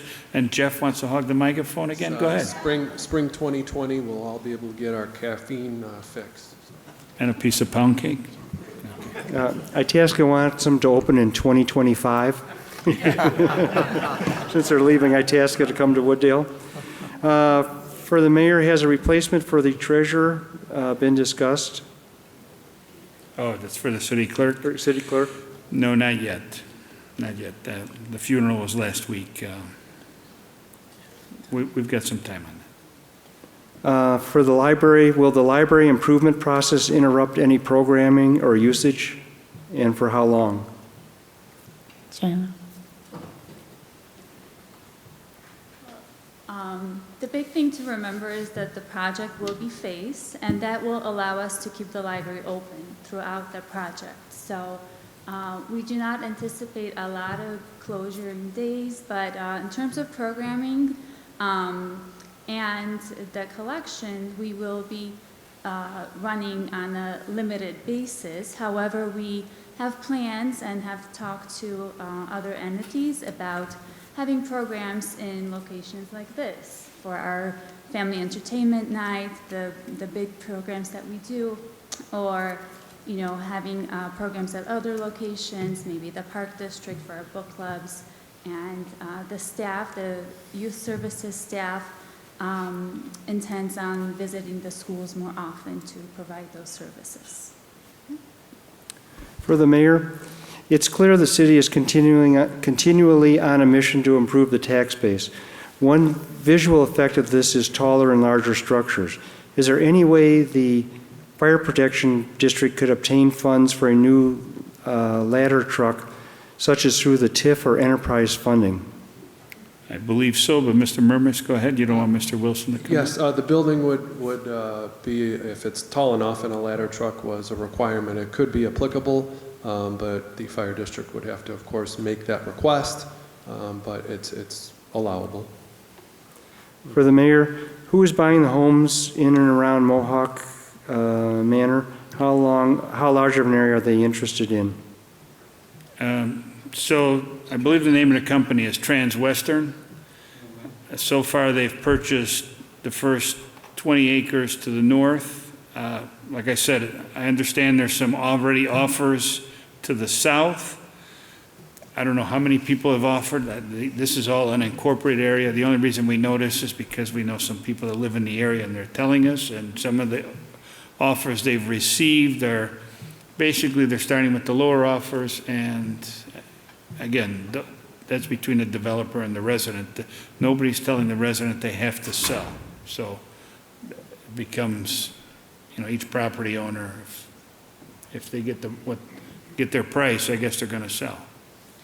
I got 3 questions left in 1 minute. For the mayor, would any of the council consider marijuana dispensary to provide increased tax income to the village? Honestly, I've asked a few residents. Some people said if it'll save them money and it's not where the kids see it or something, but I could tell you the council's really not for this type of, we just don't want this stuff in our town. I mean. For the mayor, why is a flight operations curfew not offered as an option? This is practiced at other major airports.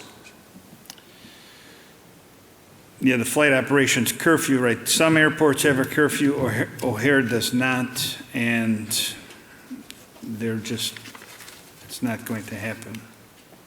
And last question for the mayor, when will the apartment buildings that we've been talking about all night be ready? Any idea? Oh, the apartment buildings on Wooddale Road, they should start in the spring. I don't know if they're going to get all the buildings done by the end of next year, but it's going to depend on construction and weather, I'm sure. It's not easy being up here and having to answer all these questions. Let's give our speakers a big hand.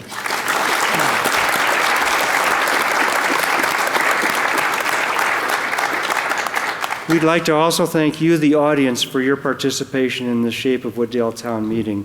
Without all your questions, the event does not happen. We will look forward to hosting this program next year. Please watch Channel 19 for the broadcasting of this evening, and also watch the City of Wooddale channel. We'll try to put it on there also. Please help yourself to coffee and cookies. Thank you, good night, and see you next year. Thank you. Well, Dorothy, it was nice to meet you. face-to-face? Oh, there are some Fenton brochures around, if anybody wants one with statistics on Fenton. See somebody, they're right down here if anybody wants them.